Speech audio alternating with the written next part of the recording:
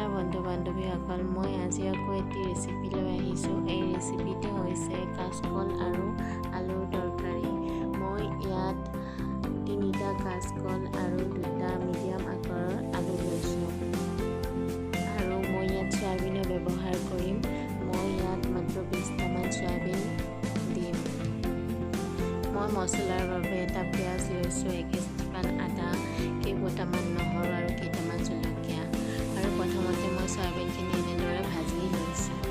তেতিয়া আন এটা কেৰাহী গৰম হোৱাৰ পিছত মই ইয়াত তেল দিলোঁ। তেলখিনি গৰম হোৱাৰ পিছত প্ৰথমে 5 ফোৰণ, 2টা শুকান জলকীয়া আৰু কাটি লোৱা পিঁয়াজখিনি দিলোঁ।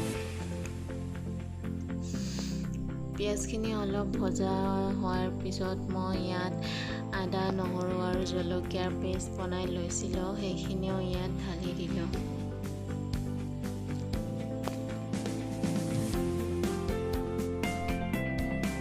মোৰ মছলা ভজা হৈ গ'ল আৰু এতিয়া মই কাচকল আৰু আলুখিনি দিম।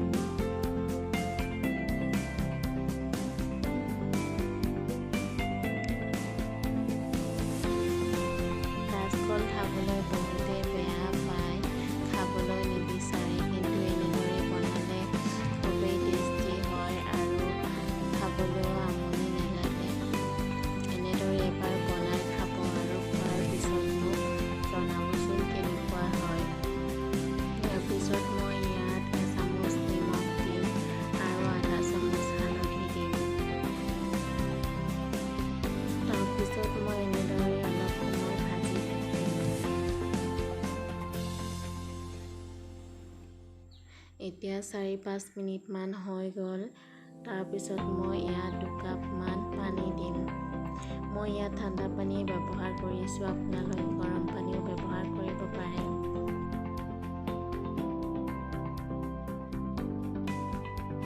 এতিয়া মই আগতেই ভাজি লোৱা চয়াবিনখিনিও ইয়াত দিম।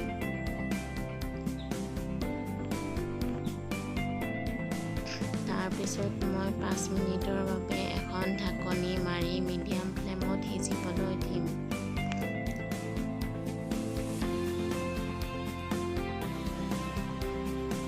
এতিয়া মই ঢাকনি গুচালোঁ আৰু এয়া একেবাৰে পৰিৱেশনৰ কাৰণে ৰেডি হৈ গৈছে।